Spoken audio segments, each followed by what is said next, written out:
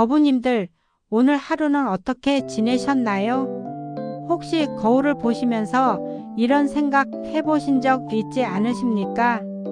아, 이제 정말 늙었구나. 내가 뭘 할 수 있겠어? 아침에 일어나기도 힘들고 무릎도 아프고 기억력도 예전 같지 않고 주변에서는 이제 쉬셔야지 하는 말을 자주 듣게 되시죠. 그러면 마음속 깊은 곳에서 이런 목소리가 들려오지 않습니까? 나는 이제 쓸모없는 사람이야. 젊었을 때는 그래도 뭔가 할 수 있었는데 이제는 아무것도 못하는구나.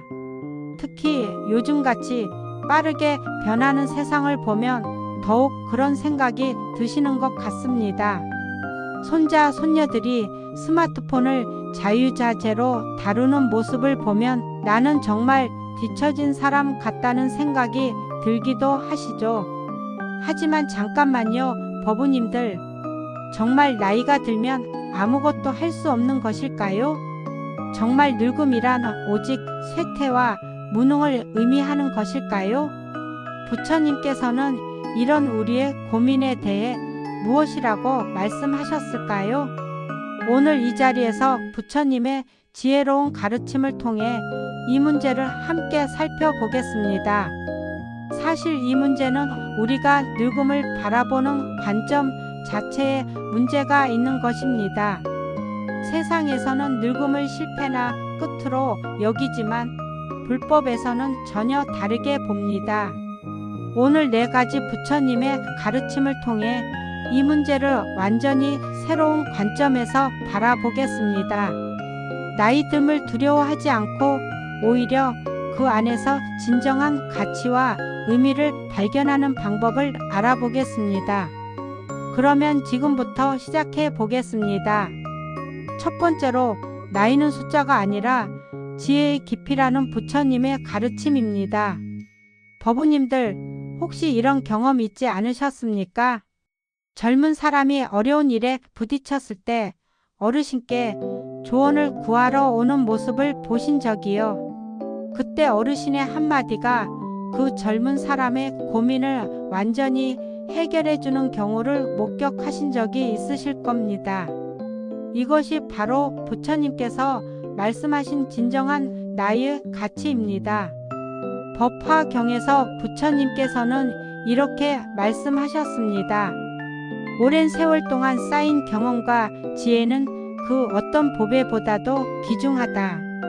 이 말씀의 의미를 깊이 생각해 보십시오. 젊을 때는 체력이 있고 빠르게 움직일 수 있지만 경험이 부족하여 같은 실수를 반복하기 쉽습니다.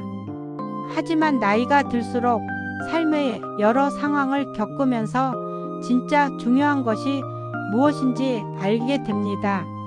예를 들어보겠습니다.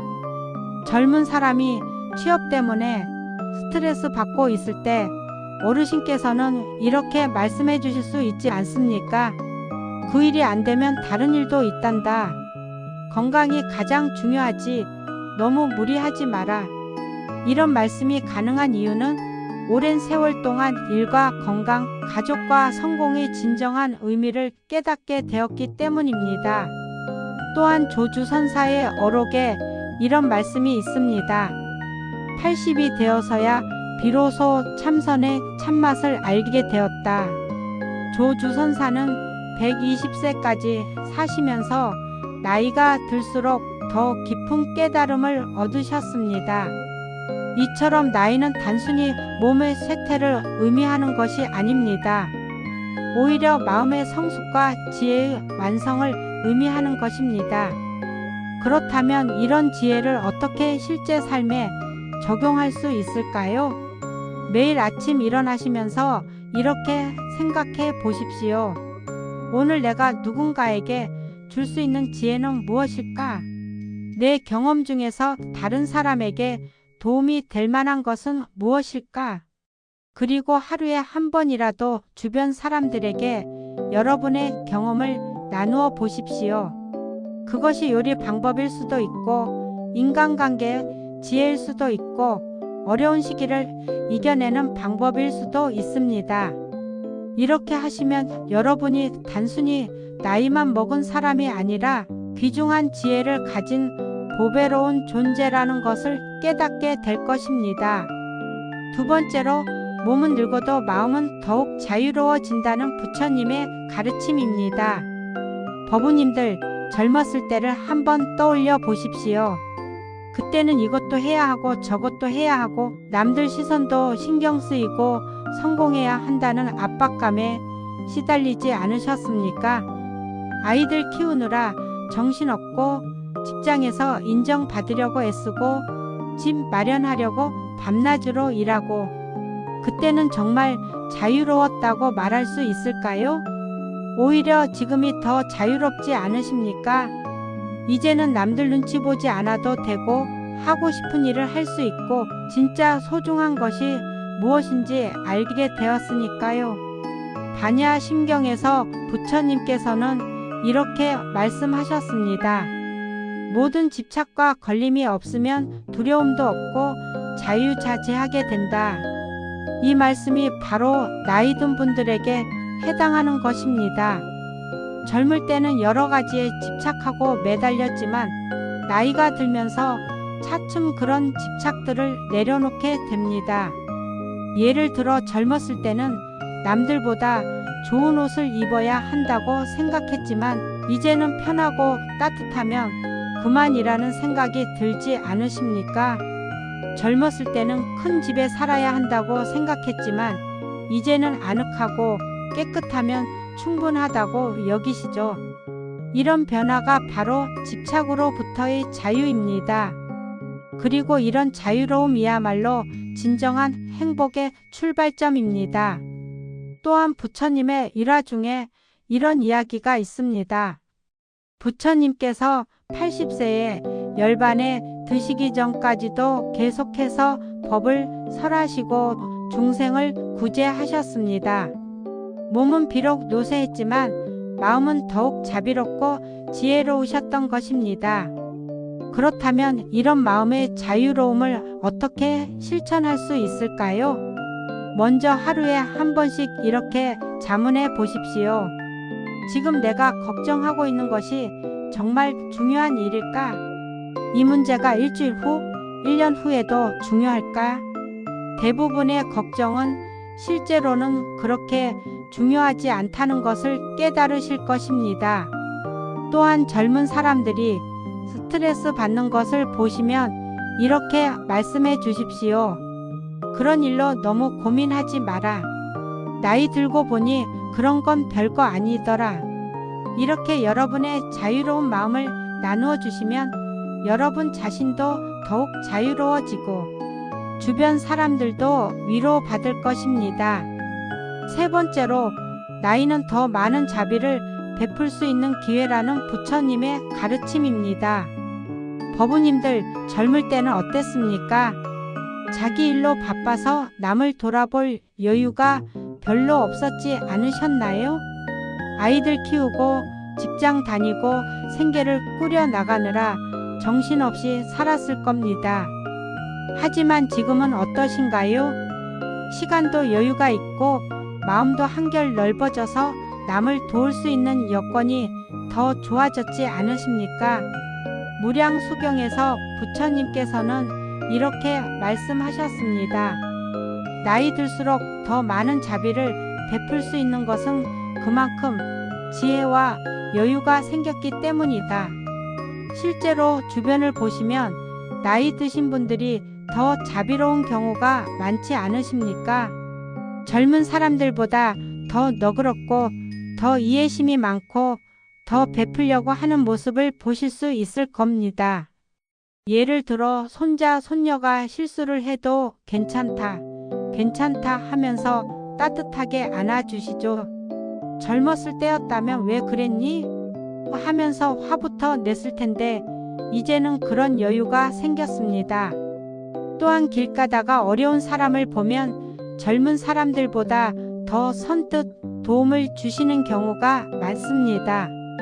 이것이 바로 나이와 함께 성장한 자비심입니다. 원효 대사의 일화에 이런 이야기가 있습니다. 원효 대사는 나이가 들수록 더욱 자비로워져서 마을의 모든 사람들을 자식처럼 여기셨다고 합니다. 그래서 사람들이 어떤 문제로 고민하면 밤낮 가리지 않고 달려가서 도움을 주셨다고 해요. 이처럼 나이 든다는 것은 더 많은 사람을 사랑할 수 있는 능력이 커진다는 의미입니다. 그렇다면 이런 자비심을 어떻게 실천할 수 있을까요? 먼저 주변에서 도움이 필요한 사람들을 찾아보십시오. 꼭 큰 도움이 아니어도 됩니다. 혼자 사는 이웃에게 반찬 하나 나누어 주는 것도 훌륭한 자비 실천입니다. 또한 젊은 사람들이 고민을 털어놓으면 충고보다는 들어주는 것부터 시작해 보십시오. 힘들겠구나 하면서 공감해 주는 것만으로도 큰 위로가 됩니다. 그리고 가능하다면 자원봉사 활동에 참여해 보시는 것도 좋습니다. 여러분의 경험과 지혜가 필요한 곳이 많이 있습니다. 이렇게 자비를 베푸실 때마다 여러분 자신도 더욱 행복해지고 삶의 의미를 새롭게 발견하게 될 것입니다. 네 번째로, 진정한 성취는 나이와 상관없이 언제든 가능하다는 부처님의 가르침입니다. 법우님들, 혹시 이런 생각 해보신 적 있지 않으십니까? 이제 나이도 들었으니 새로운 것을 배우기에는 너무 늦었어. 젊을 때 못한 일은 이제 포기해야지. 하지만 정말 그럴까요? 부처님께서는 어떻게 말씀하셨을까요? 법구경에서 부처님께서는 이렇게 말씀하셨습니다. 깨달음에는 때가 따로 정해져 있지 않다. 진심으로 구하면 언제든지 얻을 수 있다. 실제로 불교 역사를 보면 나이 들어서 출가하여 큰 성취를 이룬 스님들이 많이 있습니다. 예를 들어 조선시대의 휴정대사는 50대 후반에 출가하셔서 임진왜란 때 승병을 이끌고 나라를 구하는 큰 일을 하셨습니다. 또한 현대의 법정스님도 늦은 나이에 깊은 깨달음을 얻으시고 많은 사람들에게 감동을 주셨죠. 꼭 출가하지 않더라도 일반 세속에서도 마찬가지입니다. 60세에 그림을 시작해서 유명한 화가가 된 분도 있고 70세에 컴퓨터를 배워서 인터넷 강의를 하시는 분도 있습니다. 중요한 것은 나이가 아니라 마음가짐입니다. 나는 아직도 배울 것이 많고 할 수 있는 일이 많다는 마음가짐 말입니다. 특히 우리 나이에는 젊었을 때 하지 못했던 일들을 할 수 있는 기회가 더 많습니다. 시간적 여유도 있고 경제적 압박도 덜하고 무엇보다 실패를 두려워하지 않을 수 있으니까요. 젊을 때는 실패하면 앞으로 어떻게 살지? 하는 걱정이 컸지만 이제는 실패해도 괜찮아. 경험 하나 더 쌓는 거지 하는 여유가 있습니다. 이런 여유야말로 새로운 도전을 위한 최고의 조건입니다. 그렇다면 실제로 어떤 일을 시작해 볼 수 있을까요? 첫째, 항상 관심이 있었지만 시도해 보지 못했던 취미를 시작해 보십시오. 그림, 서예, 원예, 요리, 악기 연주 등 무엇이든 좋습니다. 둘째, 새로운 공부를 시작해 보십시오. 한문 공부, 불교 경전 공부, 역사 공부 등 평소 관심 있던 분야를 깊이 있게 파보세요. 셋째, 봉사활동을 통해 새로운 역할을 찾아보십시오. 여러분의 경험과 지혜가 필요한 곳이 반드시 있을 것입니다. 이렇게 새로운 시작을 할 때마다 여러분은 나는 아직도 할 수 있는 일이 이렇게 많구나라는 것을 깨닫게 될 것입니다. 그리고 그런 깨달음이 여러분의 삶에 새로운 활력과 의미를 불어넣어 줄 것입니다. 나이는 결코 제한이 아닙니다. 오히려 더 자유롭게, 더 지혜롭게, 더 의미 있게 살 수 있는 새로운 출발점입니다. 법우님들, 오늘 이 시간을 통해서 4가지 중요한 깨달음을 얻으셨을 것입니다. 첫째, 나이는 숫자가 아니라 지혜의 깊이라는 것입니다. 여러분이 살아온 모든 경험과 시간이 바로 그 누구도 가질 수 없는 귀중한 보배라는 것을 기억하십시오. 둘째, 몸은 늙어도 마음은 더욱 자유로워진다는 것입니다. 젊었을 때의 여러 집착과 걱정에서 벗어나 진정으로 자유로운 삶을 살 수 있게 되었습니다. 셋째, 나이는 더 많은 자비를 베풀 수 있는 기회라는 것입니다. 여러분의 따뜻한 마음과 넓은 품이 많은 사람들에게 큰 위로와 힘이 될 수 있습니다. 넷째, 진정한 성취는 나이와 상관없이 언제든 가능하다는 것입니다. 지금 이 순간도 새로운 시작을 위한 완벽한 때입니다. 이 4가지 가르침을 마음에 새기시고 실천하시면 늙어서 아무것도 못한다는 생각은 완전히 사라질 것입니다. 대신 나이 들수록 더 많은 것을 할 수 있다는 확신이 생기실 것입니다. 오늘 이 말씀이 법우님들의 마음에 작은 등불이 되어 앞길을 밝혀드렸으면 합니다. 그리고 이 영상이 도움이 되셨다면 좋아요 버튼을 눌러주시고 댓글로 여러분의 소중한 경험이나 생각을 나누어 주십시오. 여러분의 지혜로운 댓글 하나하나가 다른 법우님들에게도 큰 힘이 될 것입니다. 그럼 오늘도 부처님의 자비와 지혜가 법우님들과 함께 하시길 기원드리며 모든 중생이 행복하고 평안하기를 발언합니다. 나무 아미타불 관세음보살